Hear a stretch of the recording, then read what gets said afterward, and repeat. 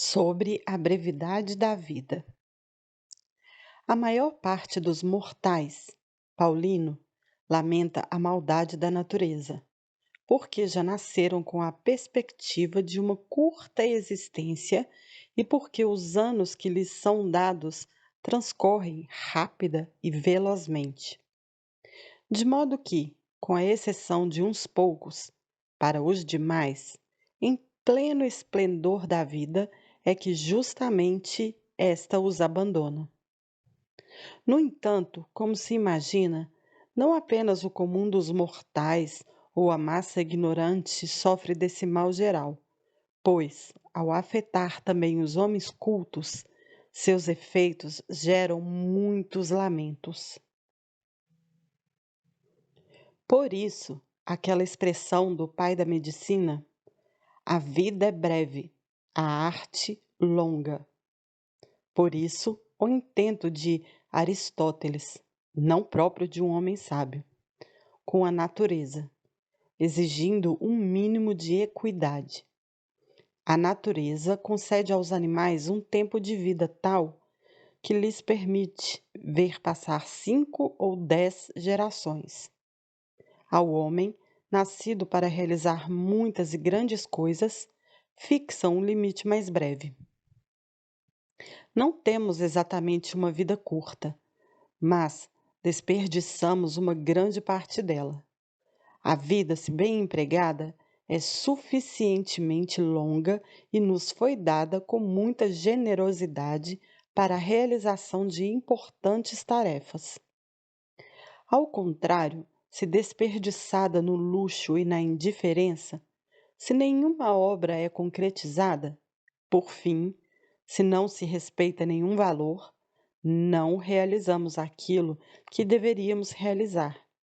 Sentimos que ela realmente se esvai.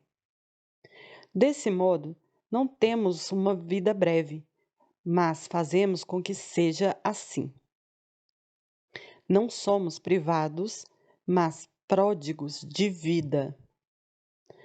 Como grandes riquezas, quando chegam às mãos de um mau administrador, em um curto espaço de tempo, se dissipam, mas, se modestas e confiadas a um bom guardião, aumentam com o tempo. Assim, a existência se prolonga por um largo período para o que sabe dela usufruir. Por que reclamamos da natureza? Ela se mostrou benevolente. A vida, se souberes viver, é longa, mas a insaciável ganância domina um. Outro desperdiça sua energia em trabalhos supérfluos. Um encharca-se de vinho, outro fica entorpecido pela inércia. Um está sempre preocupado com a opinião alheia, outro por um irreprimido desejo de comerciar. É levado a explorar terras e mares na esperança de obter lucro. O desejo de guerrear tortura alguns, que não se mostram apreensivos em relação aos perigos alheios ou ansiosos aos seus próprios. Há aqueles que, voluntariamente, se sujeitam à ingrata adulação dos superiores. Também há os que se ocupam invejando o destino alheio e desprezando o seu próprio. A grande maioria, sem nenhum objetivo, lança-se a novos propósitos levianamente, encontrando apenas desgosto. Alguns, sem terem dado rumo às suas vidas, são flagrados pelo destino, esgotados e sonolentos, de tal maneira que não duvido ser verdade o que disse, como se fosse um oráculo, o maior dos poetas. Pequena é a parte da vida que vivemos. Pois todo o restante não é vida, mas somente tempo.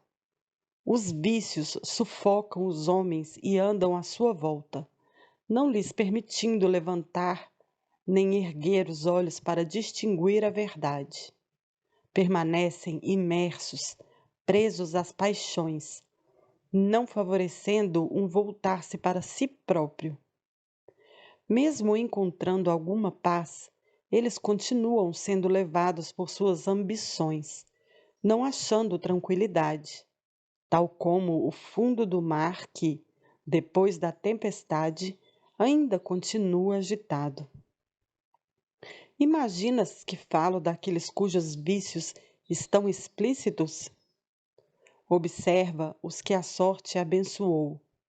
Eles se sentem sufocados pelos seus bens. As riquezas são pesadas para muitos.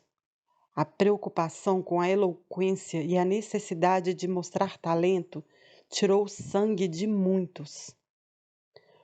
Outros enfraqueceram devido a uma vida de libertinagens. Muitos possuem um grande número de clientes, mas nenhuma liberdade. Por fim, observa a todos, desde os mais simples aos mais poderosos. Este advoga, aquele assiste, um é acusado, outro defende, aquele outro julga. Ninguém pede nada para si. Uns nos outros se consomem. Indaga sobre aqueles cujos nomes são conhecidos de todos e verás por que o são. Este cuida daquele que cuida de outro. Ninguém cuida de si mesmo.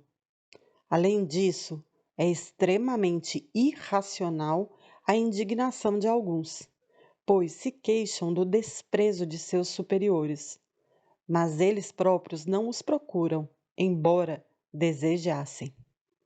Quem ousará reclamar da soberba do outro, quando ele mesmo não dispõe de um momento para si? Aquele, apesar de aspecto insolente, te olhou com respeito, sem saber quem eras. Ouviu tuas palavras e te recebeu junto a si.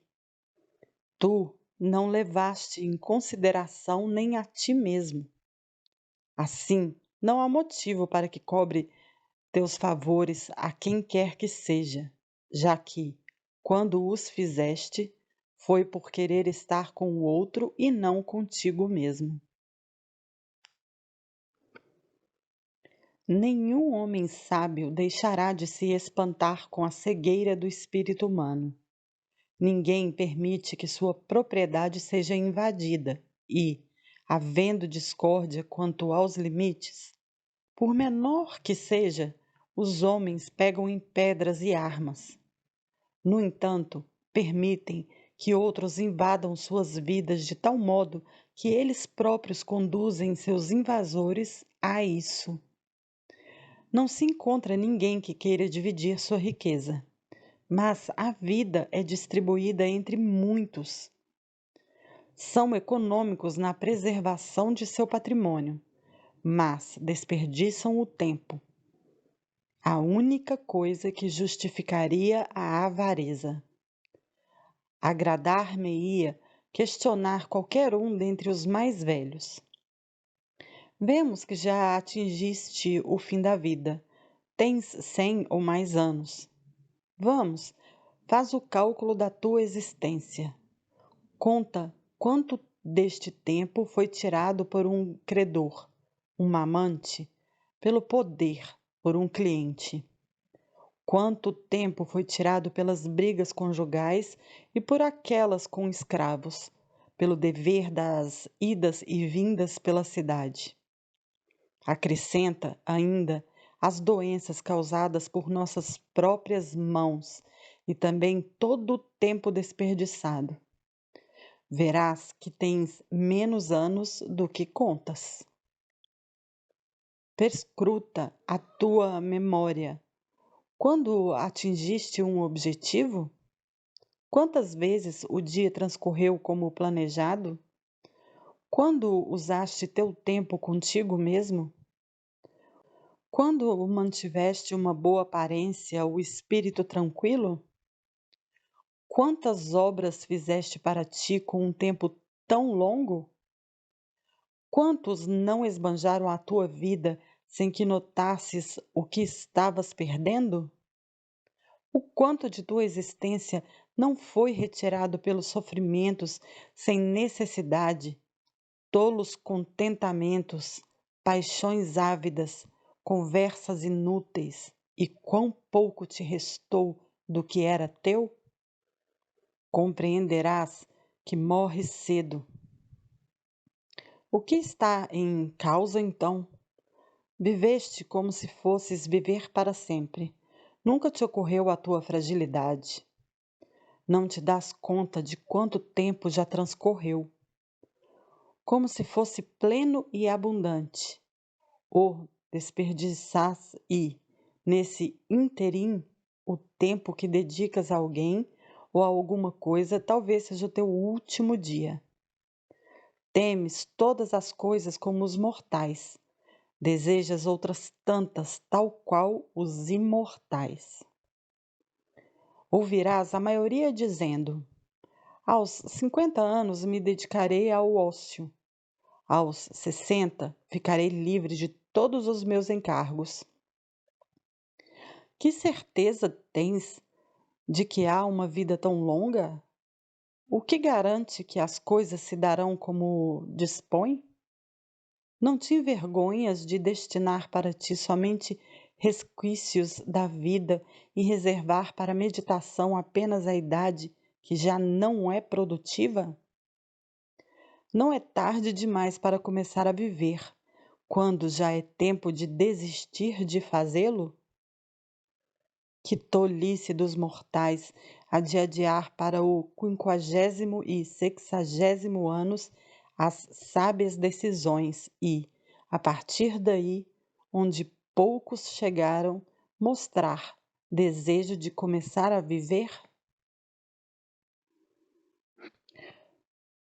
Poderás ver os homens mais poderosos ocupando os mais altos cargos, demonstrarem que querem e louvam o ócio, preferindo-o a todos os seus bens.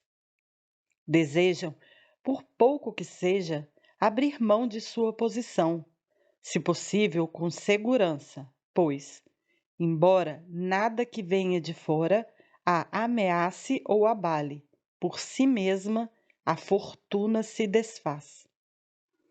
O divino Augusto, a quem os deuses favoreceram mais do que a qualquer outro, não deixou de querer para si o descanso e o afastamento dos assuntos públicos. Toda vez que se pronunciava, retomava o mesmo ponto: o desejo do ócio. Isso deixava seu trabalho mais leve com o consolo, falso, mas doce, de que um dia haveria de viver para si mesmo. Em certa carta enviada ao Senado, como prometesse que seu repouso não seria desprovido de dignidade e seria condizente com a sua glória passada, encontrei essas palavras: estas coisas são mais fáceis falar que fazer. No entanto, o desejo daquele tempo, que tanto sonho, me anima de tal maneira que antecedo algo do desejado pela doçura das palavras pronunciadas. O ócio era uma coisa tão desejada que, por não poder dele desfrutar, antes gozava-se em pensamento. Aquele que via as coisas dependerem só de si, que decidia a sorte dos homens e das nações, com muito prazer sonhava com o dia em que se despojaria de sua magnitude. Estava consciente de quanto suor exigiam aqueles bens que brilhavam por todas as terras, de quantas inquietações reprimidas eles ocultavam. Levado, primeiro, a combater os cidadãos, depois os amigos e, por fim, os mais próximos, no mar e na terra, fez derramar sangue. Tendo levado a guerra pela Macedônia, Sicília, Egito, Ásia e a quase todos os litorais, dirigiu os exércitos já cansados de oprimir os romanos para as guerras externas.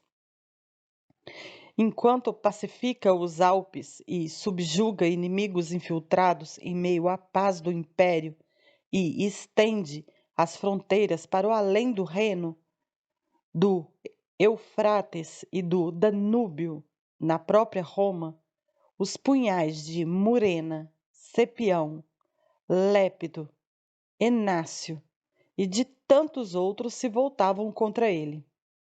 Não havia ainda se livrado das armadilhas destes, quando sua filha e muitos jovens nobres entregavam-se ao adultério como se fosse um sacramento, atormentando assim a sua velhice.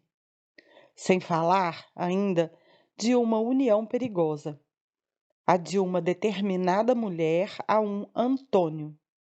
Arrancava esses males com as próprias mãos e outros já apareciam, tal como num corpo ferido e sangrando. Uma outra parte sempre se rompia.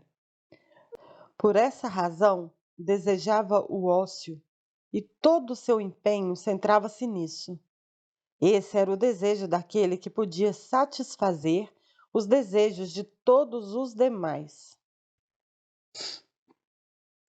Marco Cícero, vivendo entre homens como Catilina, Clódio, Pompeu e Crasso, uns inimigos declarados, outros falsos amigos, estando a república ameaçada, procurava afastá-la de seu naufrágio.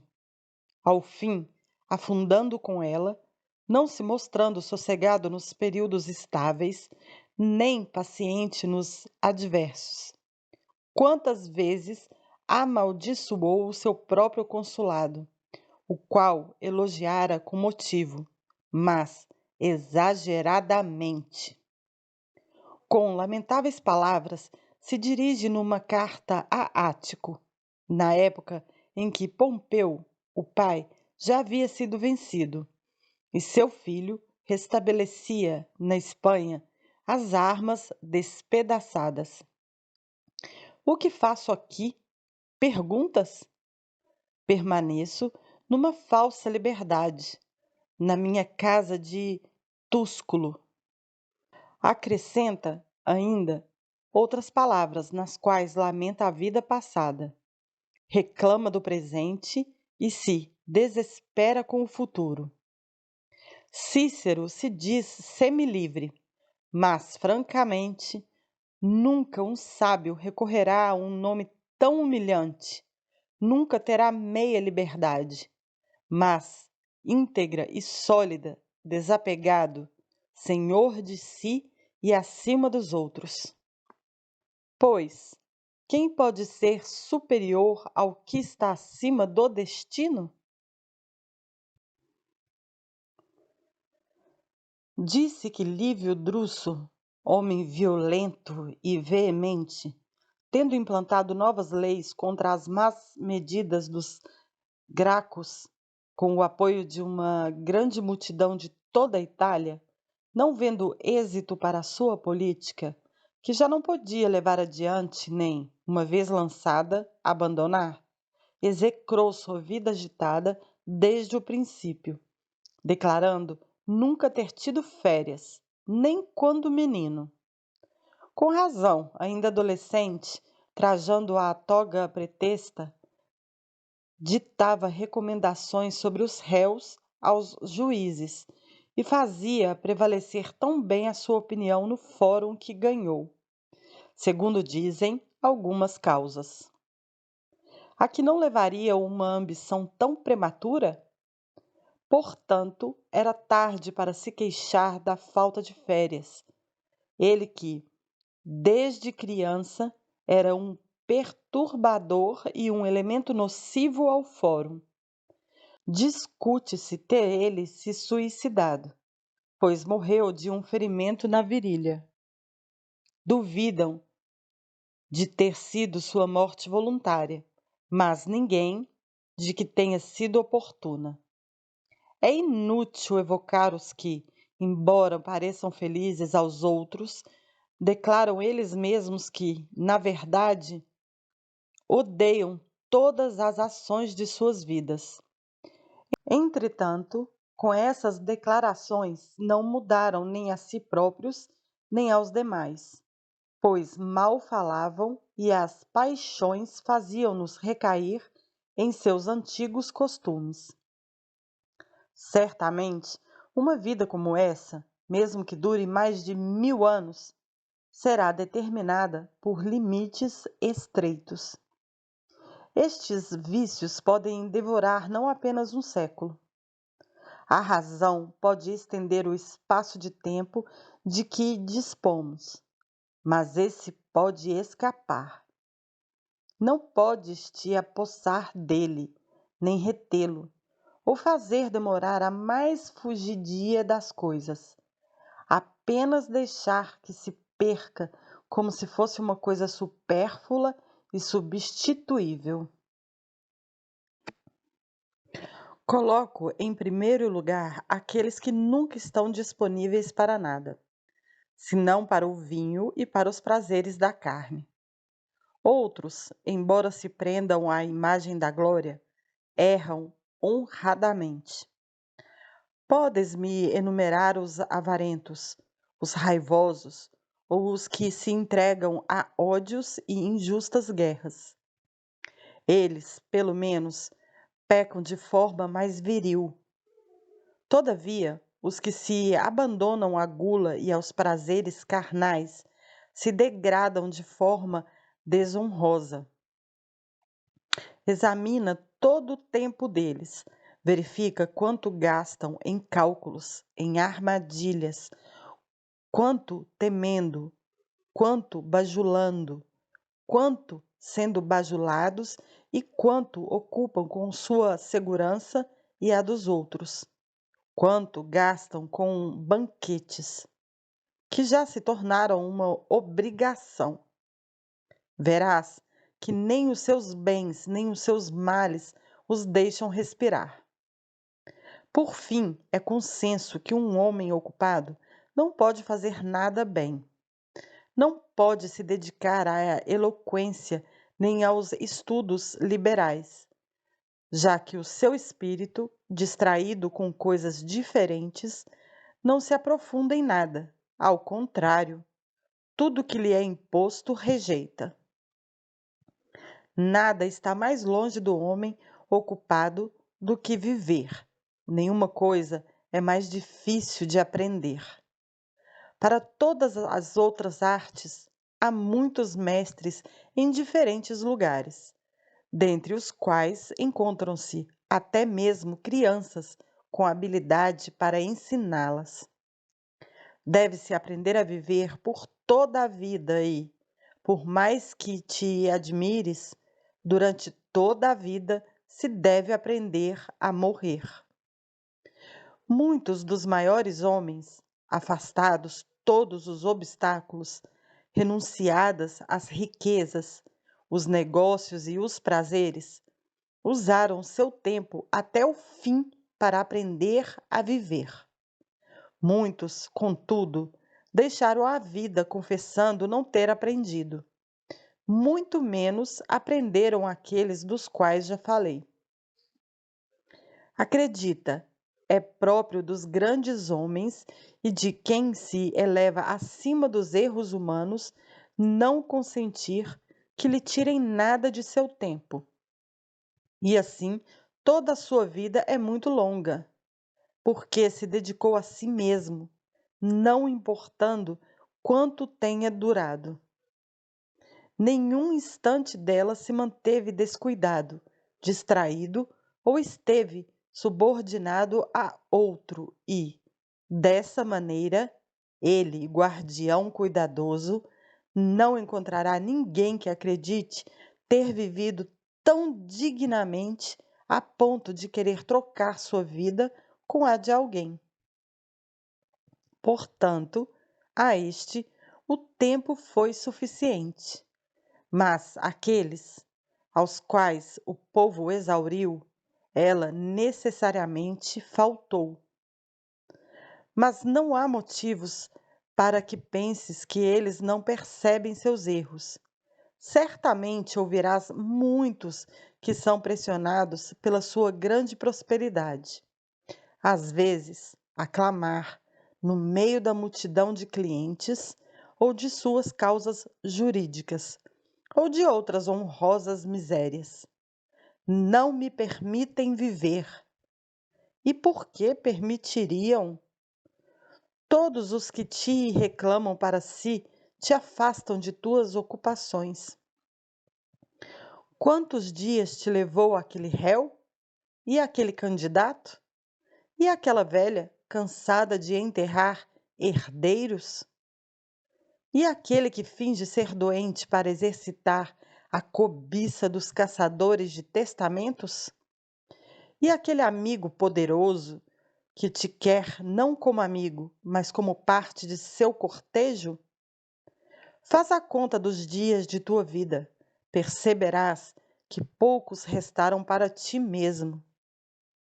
Tendo aquele conseguido os cargos com os quais sonhava, deseja largá-los e repete sem cansar: quando este ano passará? Outro proporciona jogos públicos, os quais desejou que lhe coubesse por sorte, e diz: quando ficarei livre deles? Cada um se lança à vida, sofrendo da ânsia do futuro e do tédio do presente. Mas aquele que utiliza todo o tempo apenas consigo mesmo, que organiza todos os dias como se fosse o último, não deseja nem teme o amanhã. Que novo prazer existe que qualquer hora já não lhe possa trazer? Conhece todas as coisas, tudo foi desfrutado à saciedade. Do que falta, que o destino disponha como quiser. A vida já está assegurada. Nada lhe pode ser adicionado ou retirado e, mesmo que se acrescente alguma coisa, seria como alimentar o que já está farto de qualquer alimento. Ou seja, receber o que não mais deseja. Não julgues que alguém viveu muito por causa de suas rugas e cabelos brancos. Ele não viveu muito, apenas existiu por muito tempo. Julgas que navegou muito aquele que, tendo se afastado do porto, foi pego por violenta tempestade e, errante, ficou à mercê dos ventos, ao capricho dos furacões. Sem, no entanto, sair do lugar? Ele não navegou muito, apenas foi muito acossado. Admiro-me quando vejo alguns pedindo tempo e aqueles a quem se pede serem complacentes. Ambos consideram que o tempo pedido não é tempo mesmo. Parece que nada é pedido e nada é dado. Joga-se com a coisa mais preciosa de todas. Porém, ela lhes escapa sem que percebam, já que é incorporal e algo que não está sob os olhos. Por isso, é considerada desprezível e nenhum valor lhe é dado. Os homens recebem pensões e aluguéis com prazer e concentram nessas coisas suas preocupações, esforços e cuidados. Ninguém valoriza o tempo. Faz-se uso dele muito largamente como se fosse gratuito. Porém, quando doentes, se estão próximos da morte, jogam-se aos pés dos médicos. Ou, se temem a pena capital, estão preparados para gastar todos os seus bens para viver.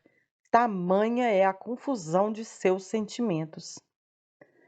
Se pudéssemos apresentar a cada um a conta dos anos futuros, da mesma forma que se faz com os que já passaram, como tremiam aqueles que vissem restar-lhes poucos anos e como os economizariam. Pois, se é fácil administrar o que, embora pouco, é certo, deve-se conservar com muito cuidado o que não se pode saber quando acabará. No entanto, não há como dizer que eles ignoram quão precioso seja o tempo. Costumam falar aos que admiram muito que estão dispostos a lhes dar parte de sua vida. E realmente dão, não percebendo que subtraem vários anos de si próprios sem, entretanto, aumentar os daqueles. Ignoram, porém, o fato de estarem perdendo seus anos, já que lhes é tolerável a perda de um bem que não se percebe. Ninguém te devolverá aquele tempo, ninguém te fará voltar a ti próprio. Uma vez lançada, a vida segue o seu curso e não o reverterá nem o interromperá, não o elevará, não te avisará de sua velocidade. Transcorrerá silenciosamente. Ela não se prolongará por ordem de um poderoso, nem pelo desejo do povo. Correrá tal como foi impulsionada no primeiro dia, nunca sairá de seu curso, nem o retardará. O que acontecerá? Tu estás ocupado, e a vida se apressa. Por seu turno, a morte virá, e a ela deverás te entregar, querendo ou não. Pode haver alguma coisa mais tola, me diga, que a maneira de viver destes homens que deixam a prudência de lado? Vivem ocupados para poder viver melhor. Acumulam a vida, dissipando-a. Fazem seus projetos para longo tempo. Porém, esse adiamento é prejudicial para a vida, já que nos tira o dia a dia, rouba o presente, comprometendo o futuro. A expectativa é o maior impedimento para viver. Leva-nos para o amanhã e faz com que se perca o presente. Daquilo que depende do destino, abres mão. Do que depende de ti, deixas fugir. Para onde te voltas? Para o que te dedicas? Todas as coisas que virão jazem na incerteza. Vive daqui para diante. Eis que o maior profeta, como que instigado por uma boca divina para saudar-te, canta os versos. O melhor dia da vida é o que foge primeiro aos miseráveis mortais. Por que te demoras? Ele pergunta. Por que tardas? Se não tomas a iniciativa, o dia foge e, mesmo que o tenhas ocupado, ele fugirá. Assim, é preciso combater a celeridade do tempo usando a velocidade tal como de uma rápida corrente, que não fluirá para sempre. Se deve beber depressa. O poeta, que esplendidamente censura tua cogitação infinita, não fala de melhor idade, mas melhor dia. Estendes, com tua avidez, aquilo que parece lento e seguro do tempo, mas que te foge de tal maneira em uma longa série de anos e meses? Ele te fala de um dia, deste próprio dia que foge. Portanto, não há dúvida que o melhor dia é o primeiro que foge aos miseráveis mortais, isto é, aos ocupados. A velhice aflige tanto os seus espíritos infantis que chegam a ela despreparados e desarmados. Na verdade, nada foi previsto. Subitamente e sem estarem prontos, chegam a ela, não percebendo que ficava mais próxima todos os dias. Do mesmo modo que uma conversa, uma leitura ou qualquer reflexão maior desvia a atenção do viajante, que, de repente, se vê chegando ao seu destino sem perceber que dele se aproximava. Assim, é o caminho da vida, incessante e muito rápido, que, dormindo ou acordados, fazemos com o mesmo passo que, aos ocupados, não é evidente, exceto quando chegam ao fim. Se quisesse dividir minha proposição em partes e argumentos, muitos deles me ocorreriam para provar que é brevíssima a vida dos homens ocupados. Fabiano costumava dizer: não como um catedrático, mas como um verdadeiro e antigo filósofo. Não é com sutileza, nem com pequenos golpes, que se deve combater as paixões, mas sacando a espada no momento do choque. Não aprovava sofismas, pois se deve vencer as paixões, não espicaçá-las. Contudo, para mostrar aos insensatos o seu erro, deve-se ensiná-los, não somente deplorá-los. A vida se divide em 3 períodos: aquilo que foi, o que é e o que será. O que fazemos é breve, o que faremos, dúbio, o que fizemos, certo. Na verdade, o destino perdeu o controle sobre o passado. Ninguém pode querer recuperá-lo. Os homens ocupados admitem isso. Na verdade, eles não têm tempo para olhar para o passado e, se tivessem, lhes seria desagradável a recordação de algo penoso. O fato é que, somente forçados, eles revivem os maus tempos. Não desejam retê-los, pois os vícios, embora escondidos sob alguma sedução do prazer transitório, se revelam com a recordação. Ninguém retoma de bom grado o que passou, exceto aquele cujas ações estão submetidas à sua própria consciência. O que cobiçou ambiciosamente, desprezou arrogantemente, venceu violentamente, enganou perfidamente, furtou desonestamente e prodigamente gastou, deve temer a sua própria recordação.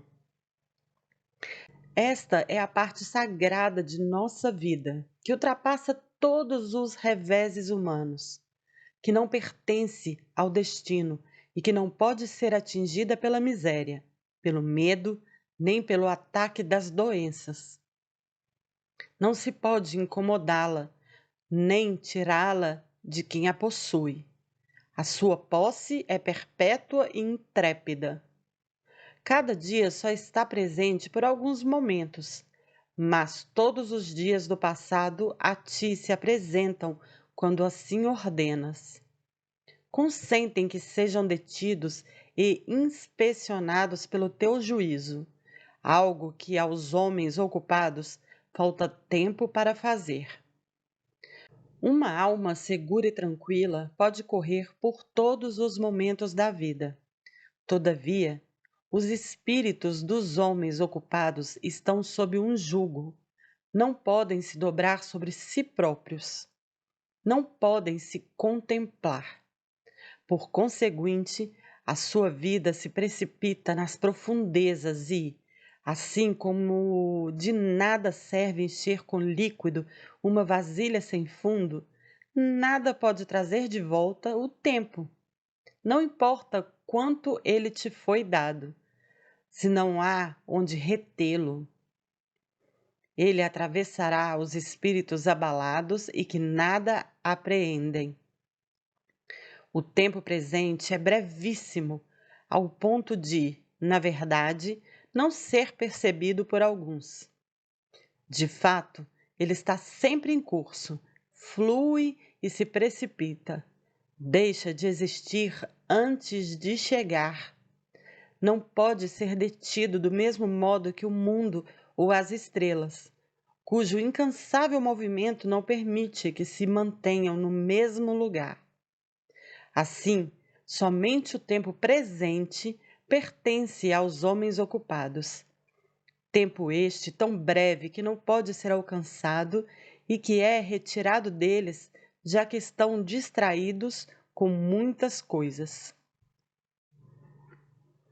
Enfim, queres saber o pouco que vivem os ocupados? Vê o quanto eles desejam longamente viver. Velhos decrépitos mendigam com súplicas um prolongamento de poucos anos. Eles fingem ser mais novos do que realmente são. Lisonjeiam a si próprios, com mentiras e se enganam com prazer, como se pudessem iludir o destino. Mas, quando alguma doença lhes mostra a sua fragilidade, morrem amedrontados, como se não estivessem deixando a vida, mas ela estivesse sendo arrancada deles. Eles gritam que foram tolos por não terem vivido e que, se conseguirem escapar daquela doença, viverão no ócio. Então, pensam o quanto inutilmente se esforçaram para coisas que não aproveitaram. Quão vãos foram todos os seus trabalhos. Porém, por que não seria longa a vida para aqueles que a conduziram à distância de qualquer ocupação? Nada dela foi delegado a outrem, nada foi dispersado, nada foi deixado à sorte, nada desperdiçado com negligência, nada esbanjado pela liberdade, nada foi supérfluo. A vida toda foi, pode-se dizer, proveitosa. Por mais curta que seja, é mais que suficiente, de maneira que, ao chegar o último dia, o homem sábio não hesitará em ir para a morte com tranquilidade. Perguntas, talvez. A quem chamo de ocupados?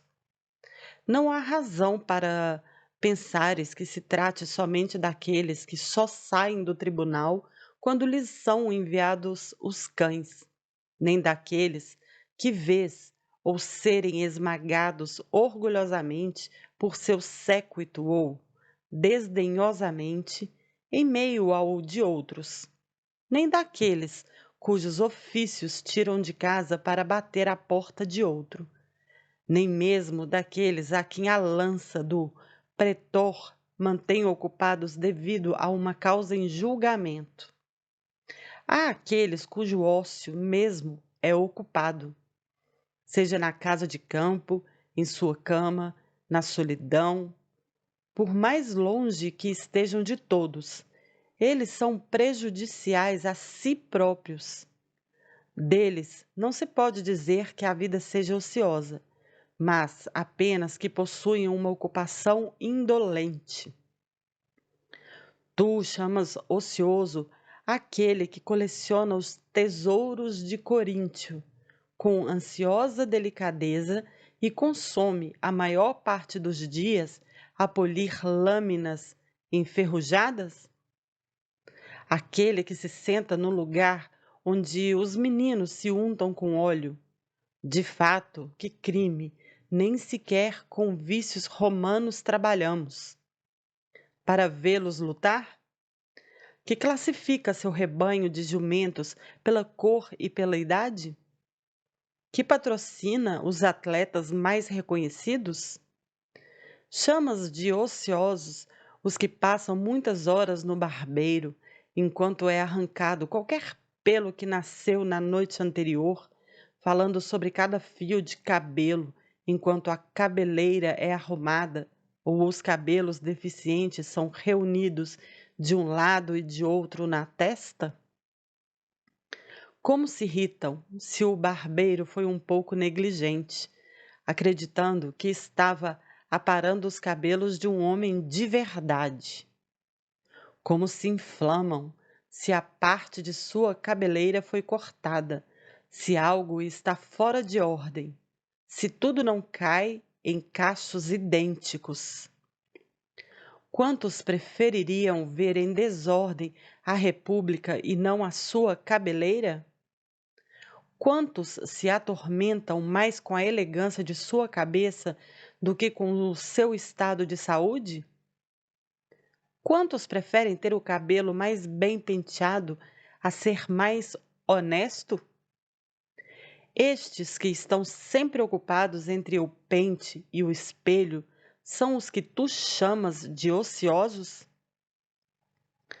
O que são, então, aqueles que trabalham compondo, escutando e recitando canções, enquanto torcem suas vozes, que a natureza fez ótimas e simples, em inflexões de modulações insípidas? Estão sempre estalando os dedos para marcar alguma canção que têm na cabeça. Eles que, mesmo em assuntos sérios e frequentemente tristes, continuam cantarolando? Estes não têm repouso, mas ocupações inertes. Certamente eu não classificaria suas festas como tempo livre, uma vez que vejo o quão cuidadosamente organizam a baixela, quão diligentemente amarram as túnicas de seus jovens favoritos, quão inquietos ficam com o modo pelo qual o javali será preparado pelo cozinheiro, quão velozmente os jovens escravos, quando o sinal é dado, correm às suas tarefas. Com quanta arte as aves são cortadas em pedaços pequenos. Com quanto cuidado os rapazinhos limpam o vômito dos bêbados. É através desses artifícios que adquirem a fama de elegantes e luxuosos. E os seus males os seguem por todos os momentos de sua vida. Eles não bebem nem comem sem alguma ambição. Não contarás, de fato, entre os ociosos, aqueles que vão para lá e para cá sobre carruagens ou em liteiras e que, para seus passeios, jamais perdem a hora. Nem os que um outro avisa quando devem se lavar, nadar e jantar. É tamanha a debilidade e enfraquecimento de seus espíritos que eles não conseguem saber por si próprios quando sentem fome. Ouvi de um desses homens, se é que se pode chamar de humano quem desaprendeu os hábitos mais simples, quando era tirado do banho por várias mãos e colocado sobre um assento, interrogar: Já estou sentado? Tu crês que este que ignora se está sentado consegue saber se vive, se enxerga, se é ocioso? Não saberei dizer, facilmente, de qual dos dois tenho mais pena, se daquele que ignora ou daquele que finge ignorar. Muitos, deveras, se esquecem de várias coisas, outros fingem. Alguns vícios se seduzem como se fossem provas de felicidade, pois lhes parece ser mais do que ser inferior e desprezível saber o que faz. Não creia, pois, que os mimos exageram quando ridicularizam a luxúria. Francamente, esses homens excedem em muito aquilo que os mimos apresentam. E é tamanha a abundância de vícios inacreditáveis neste século, criativos somente para tais coisas, que já podemos acusar os mimos de negligência. É inacreditável que um homem de tão dissoluto precise saber por outro se está sentado. Portanto, não é este o ocioso. Nomeia-o de outra forma. Está doente ou ainda é um morto-vivo. Aquele que tem consciência de seu lazer é ocioso. Este, a quem é necessário que se informe onde está o seu corpo, é um mortiço e, assim, de que modo pode ser senhor de qualquer parte de seu tempo? Seria exaustivo demais examinar cada um daqueles que desperdiçaram a vida em jogos de xadrez, de bola ou bronzeando-se ao sol. Não desfrutam do ócio aqueles cujos prazeres proporcionam muitas atividades.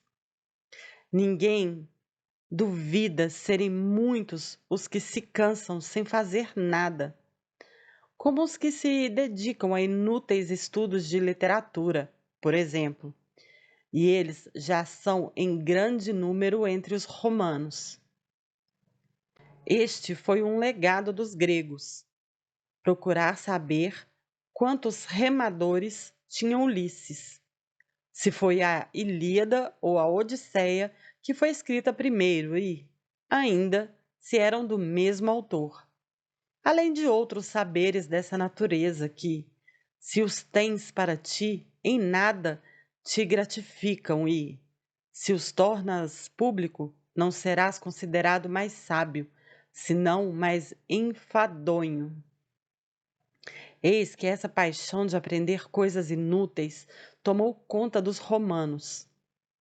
Há alguns dias ouvi alguém contando qual foi o primeiro dos comandantes a realizar algumas ações, tais como: Duílio foi o primeiro a vencer uma batalha naval. Cúrio Dentato foi o primeiro a levar elefantes em seu cortejo triunfal. Esses assuntos, embora não levem à glória verdadeira, mostram exemplos de feitos cívicos. Tal ciência não traz nenhum benefício, apesar de chamar a atenção pela frivolidade da façanha. Devemos perdoar também aos que investigam matérias como esta. Quem foi o primeiro a convencer os romanos a embarcar em um navio? Foi Cláudio, por este motivo chamado Caudex, porque entre os antigos a reunião de várias tábuas era chamada de Caudex, de onde o nome de códices para as tábuas de lei. Ainda hoje, os navios que carregam provisões pelo Tibre são chamados, à maneira antiga, de codicariae. Não se duvida que isto possa ter algum valor, ou seja, que Valério Corvino foi o primeiro a subjugar Messina e, tomando para si o nome da cidade conquistada. Foi o primeiro da família dos Valérios a chamar-se Messana, o qual o vulgo, trocando as letras, passou a chamar de Messala. Acaso vais permitir a alguém se ocupar disto também?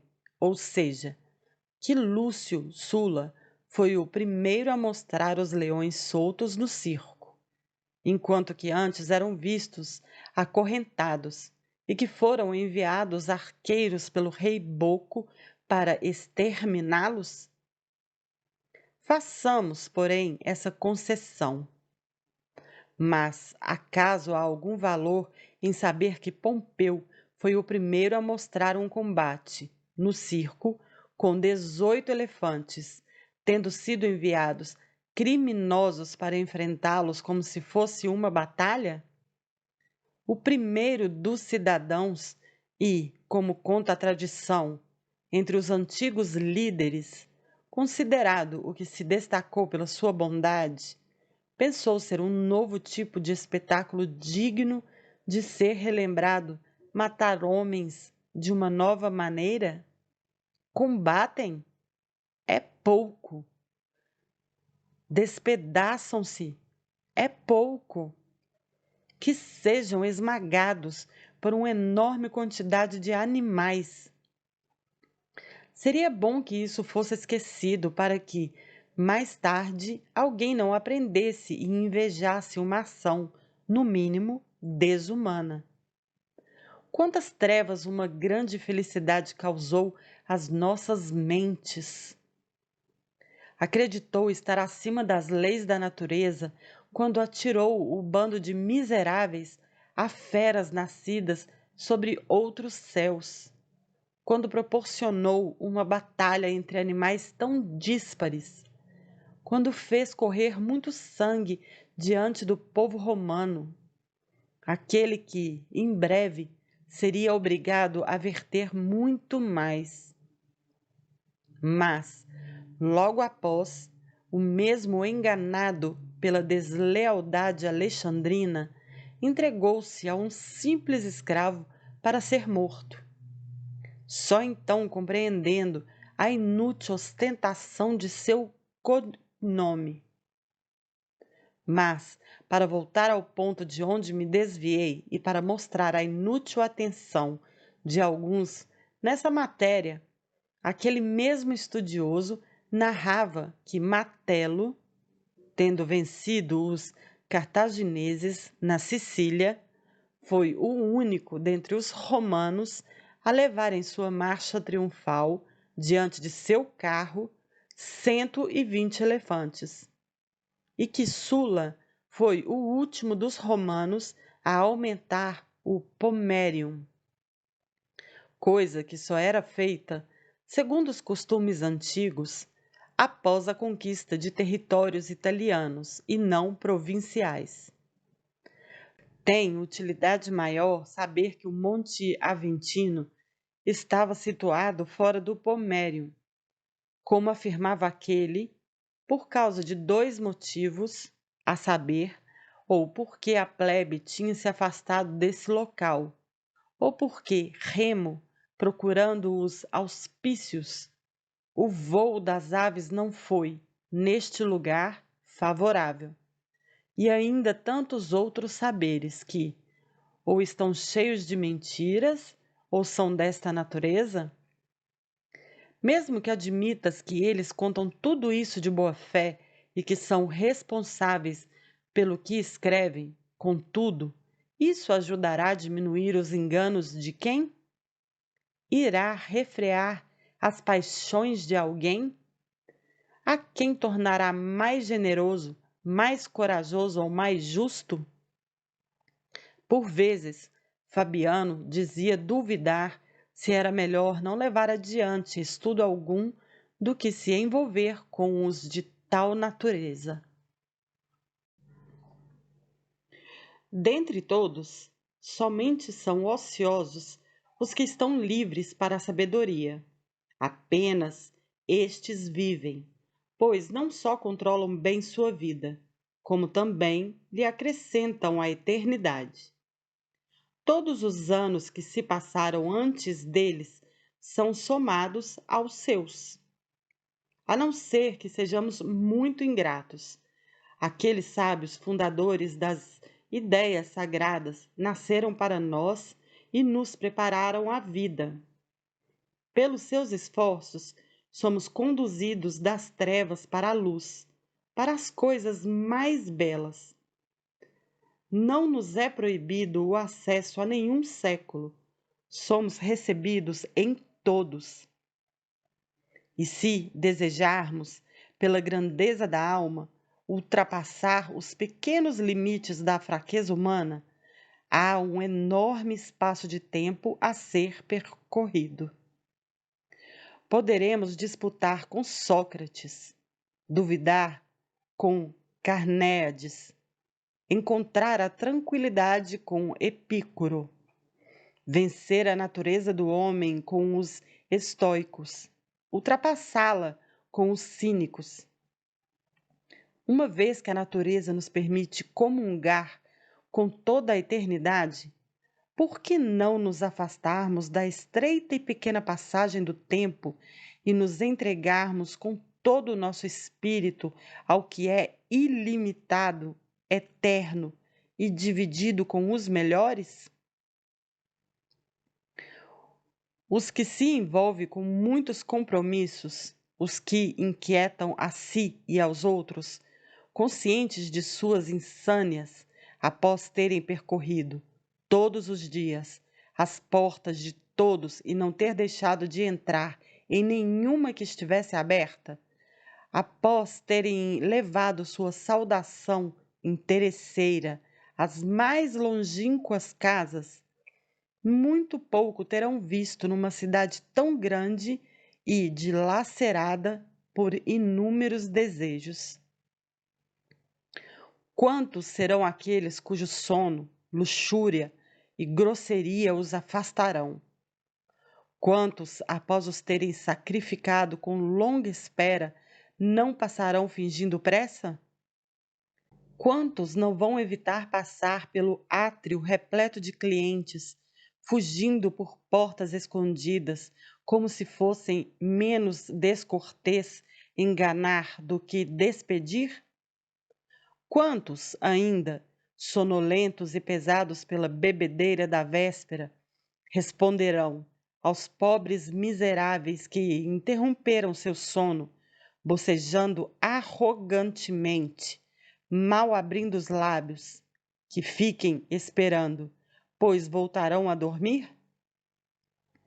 É lícito afirmar que se dedicam aos verdadeiros ofícios os que querem desfrutar, todos os dias, da intimidade de Zenão, Pitágoras, Demócrito, Aristóteles, Teofrasto e de outros mestres das boas artes. Nenhum deles faltará. Nenhum mandará embora aquele que o procurar sem deixá-lo mais feliz e mais dedicado a ele. Nenhum permitirá a quem quer que seja sair de mãos vazias. Eles podem ser encontrados por qualquer mortal, seja durante o dia, seja à noite. Nenhum deles vai te levar para a morte. Todos te ensinarão a morrer. Nenhum deles desperdiçará teus anos, te oferecerá os seus. Nunca a conversa com eles será perigosa. Nunca a amizade será fatal ou o respeito dispendioso. Conseguirás deles tudo o que desejas. Eles não serão culpados se não conseguires exaurir aquilo o que querias. Que felicidade, que bela velhice terá aquele que se propuser a ser cliente deles. Este terá com quem dialogar sobre as menores e maiores questões, a quem consultar todos os dias sobre si mesmo, de quem escutar a verdade sem ser ofendido, e será louvado sem adulação, para que se possa moldar à sua semelhança. Costumamos dizer que não está em nosso poder escolher os pais que o destino nos deu. Porém, podemos ter um nascimento de acordo com nossa escolha. Há famílias dos mais nobres espíritos.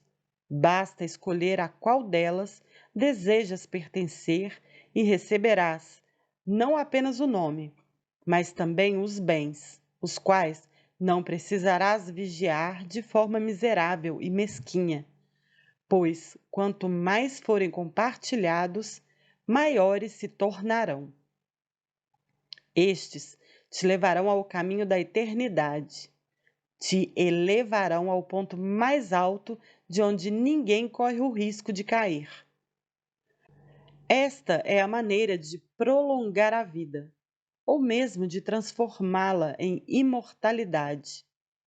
As honras, os monumentos, tudo aquilo que a ambição decretou ou construiu com trabalhos logo há de ruir, uma vez que não existe nada que a passagem do tempo não arruíne ou ponha em desordem. Porém, não pode atingir os conhecimentos que a sabedoria construiu, pois nenhuma idade pode destruí-los ou diminuí-los. A próxima e as seguintes sempre vão aumentá-los mais um pouco, já que a inveja avista apenas o que está próximo de si, e admiramos com menos astúcia o que está distante. Assim, a vida do sábio se estende por muito tempo. Ele não tem os mesmos limites que os outros.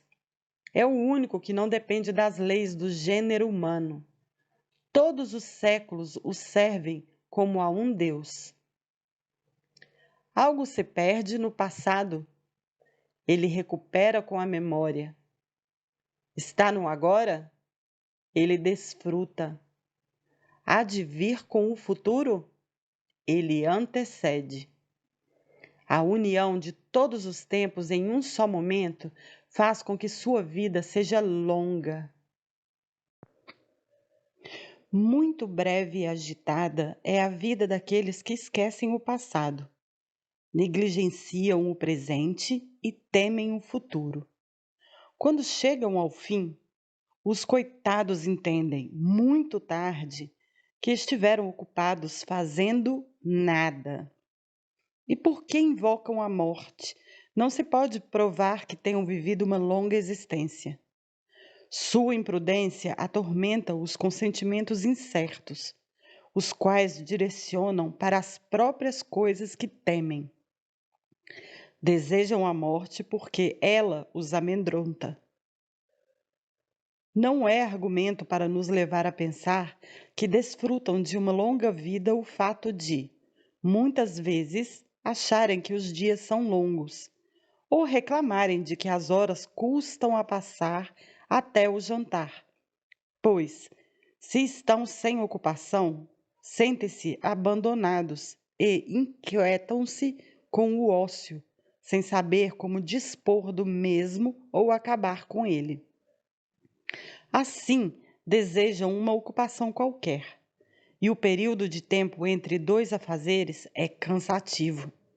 E, certamente, é isso que acontece quando o dia do combate dos gladiadores é marcado, ou quando se aguarda qualquer outro evento ou espetáculo. Desejam pular os dias que ficam no meio. Toda a espera por alguma coisa lhes é penosa, mas aquele momento que aspiram é breve e passa rápido, tornando-se muito mais breve por sua própria culpa, pois transitam de um prazer a outro sem permanecerem apenas um desejo. Seus dias não são longos, mas insuportáveis. Ao contrário, muito curtas lhe parecem as noites que passam nos braços das prostitutas ou entregues a bebedeiras. Talvez daí resulte o delírio dos poetas, que alimentam os erros dos homens com histórias nas quais se mostra Júpiter, embevecido pelo desejo do coito, duplicando a duração da noite. De que se trata senão de exaltar os nossos vícios, já que os encontramos nos deuses e vemos na divindade um exemplo de fraqueza? Podem estes não achar muito curtas as noites pelas quais pagam tão caro?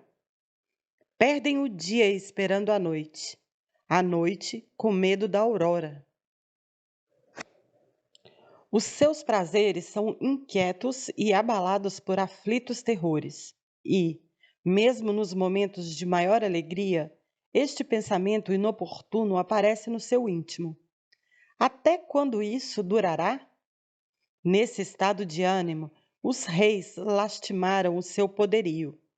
Não os consolou a grandeza da sua morte, mas os aterrorizou o fim da sua ventura. O mais insolente rei dos persas, quando, por grande espaço de campos, estendia o seu exército, o qual não podia medir pelo número, mas sim pela extensão, verteu lágrimas, porque, em 100 anos, ninguém desta multidão de jovens haveria de estar vivo. Mas a esses pelos quais chorava, ele próprio faria perecer uns na terra, outros no mar, uns em combate, outros na fuga, e, dentro de pouco tempo, exterminaria aqueles pelos quais temia o 100º ano. E então, as alegrias deles são ansiosas?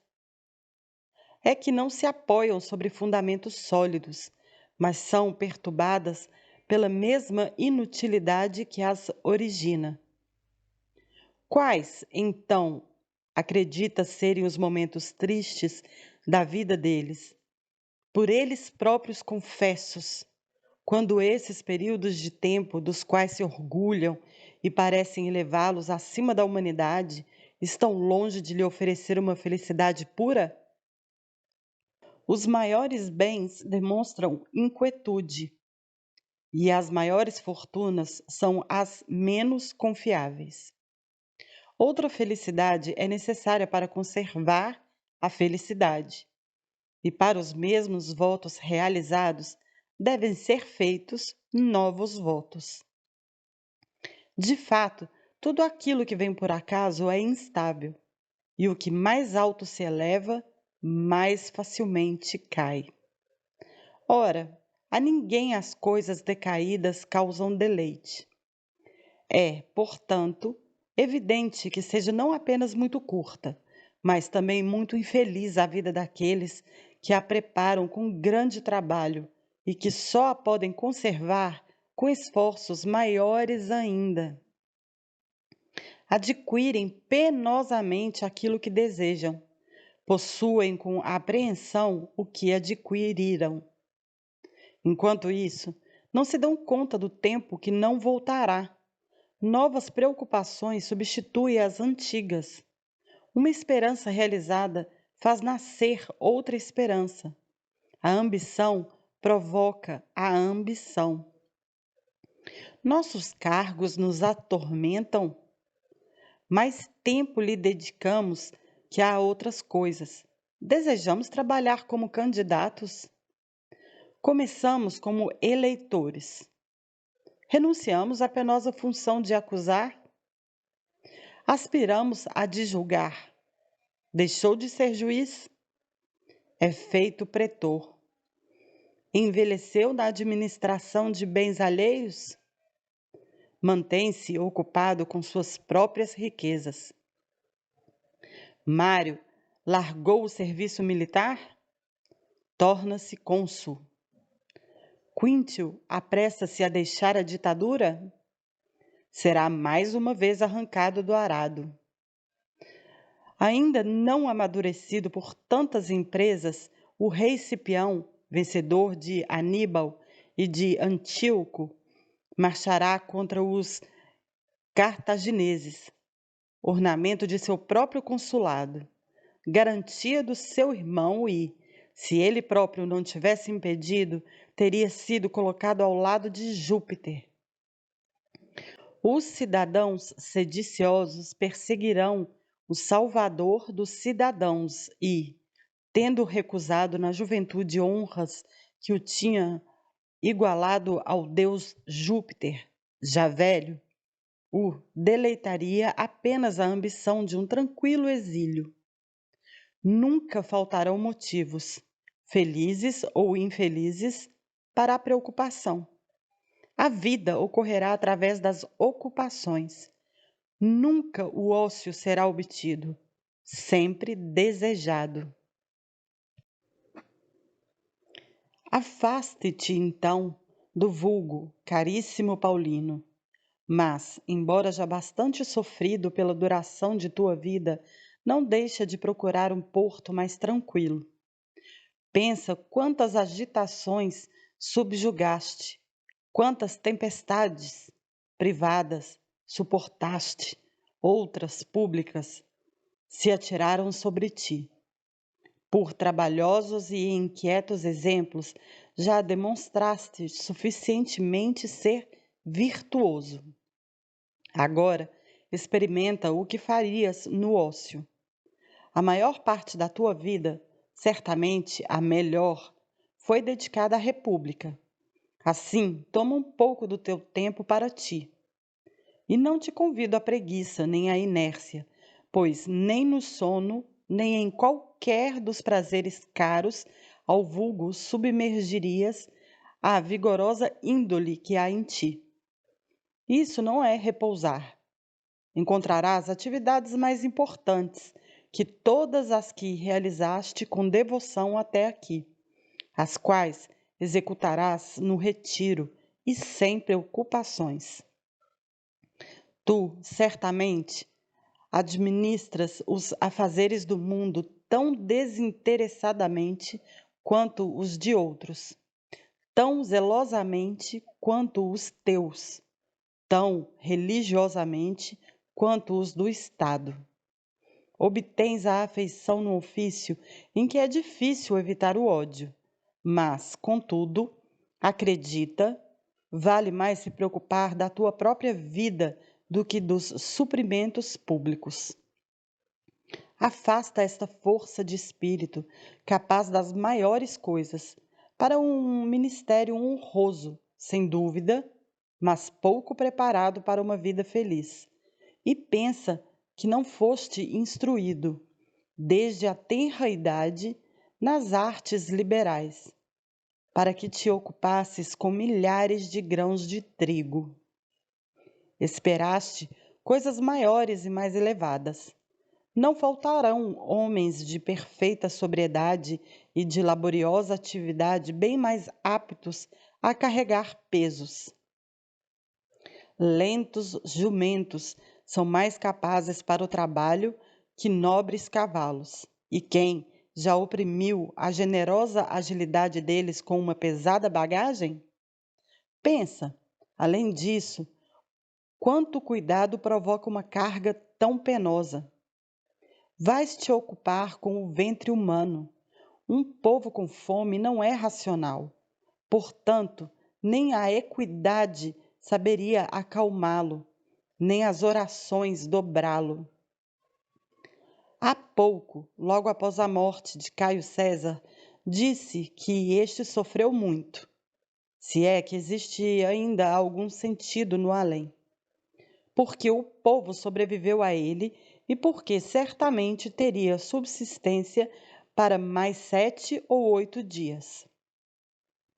Enquanto construía pontes com navios e brincava com as forças do império, aproximavam-se o último dos males também para os habitantes, a escassez de alimentos.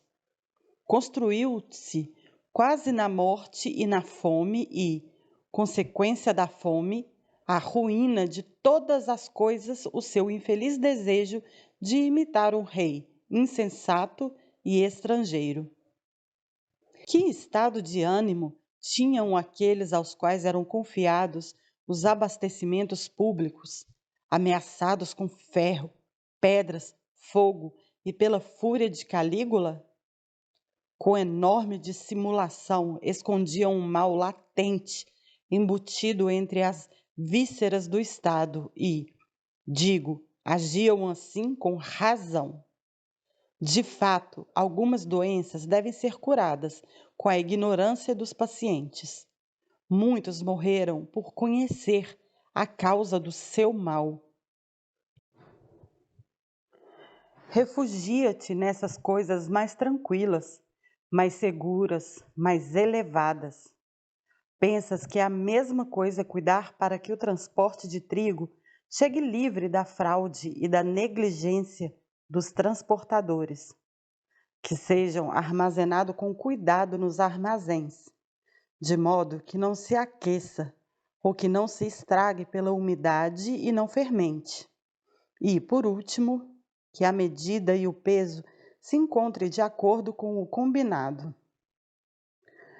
Pensas que tais cuidados possam ser comparados com estes santos e sublimes estudos que te revelarão a natureza de Deus, seu prazer, sua condição, sua forma? Irão te indicar o destino reservado à tua alma, onde nos colocará a natureza quando formos libertos dos corpos? O que sustenta os corpos mais pesados no meio deste mundo? O que suspende os mais leves, leva o fogo às regiões mais elevadas.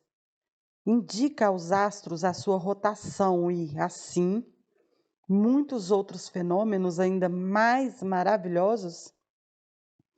Queres, uma vez abandonada a Terra, voltar a mente a essas coisas? Agora que o sangue ainda aquece e que está pleno de vigor, devemos tender às coisas melhores. Encontrarás neste tipo de vida o entusiasmo das ciências úteis, o amor e a prática da virtude, o esquecimento das paixões, a arte de viver e de morrer, uma calma inalterável. Certamente, miserável é a condição de todas as pessoas ocupadas, mas ainda mais miserável a daqueles que sobrecarregam a sua vida de cuidados que não são para si, esperando, para dormir, o sono dos outros, para comer, que outro tenha apetite, que caminham segundo o passo dos outros e que estão sob as ordens deles nas coisas que são as mais espontâneas de todas: amar e odiar. Se desejam saber quão breve é a sua vida, que calcule qual exígua é a parte que lhes toca. Por isso, quando vires com frequência uma toga pretexta ou um nome célebre no fórum, não tenhas inveja, já que essas coisas se obtêm a custo da própria vida, a fim de que um único ano lhes seja dado. Consumirão todos os seus anos. A vida abandonou a alguns logo na primeira fase, antes de conseguirem atingir o máximo de sua ambição. A outros, após terem cometido diversas desonestidades e galgado a mais elevada posição. Vem-lhes à mente a amarga convicção de ter trabalhado tanto por uma vã inscrição num túmulo. Por último, os velhos, muito ocupados com as frescas esperanças, que não convém senão a juventude, sucumbem de fraqueza entre esforços enormes e sôfregos. Vergonha daquele a quem, pela idade avançada, falta fôlego no tribunal, defendendo causas vis e buscando o aplauso de um auditório ignorante. Pobre daquele que, cansado, mais de viver do que de trabalhar, sucumbe entre suas próprias ocupações. Coitado daquele que, ao morrer, o herdeiro, o qual muito tem feito esperar, escarnece contando o seu dinheiro. Não posso deixar passar um exemplo que me ocorre. Turrânio tornou-se um velho muito ativo, mas, depois de 90 anos, tendo recebido inesperadamente de Caio César a exoneração de seu cargo, pôs-se à cama e ordenou aos seus, reunidos à sua volta, que o chorassem como morto. A casa toda chorava o ócio do velho patrão, e não findou o luto antes que lhe fosse restituído o seu trabalho. A tal ponto é agradável morrer ocupado? A maior parte dos homens tem o mesmo estado de ânimo. Neles, o desejo do trabalho é maior que a capacidade para tal. Combatem a decadência do corpo, e a própria velhice lhes parece deplorável, pois os afasta dos negócios. Aos 50 anos, a lei dispensa do serviço militar. Aos 60, não convoca os senadores. Mas os homens mais dificilmente concedem a si próprio o repouso do que a lei. Nesse meio tempo, enquanto furtam e são furtados, enquanto um acaba com o descanso do outro, enquanto são reciprocamente infelizes, a vida é sem proveito, sem prazer, sem nenhum progresso do espírito. Ninguém tem a morte diante dos olhos. Todos projetam longe as esperanças. Alguns chegam a organizar aquelas coisas que estão além de suas vidas. A construção de grandes mausoléus, a dedicatória de serviços públicos e jogos fúnebres e orgulhosas exéquias. Francamente, os funerais destes, como se tivessem vivido pouquíssimo, deveriam ser conduzidos à luz de tochas e velas.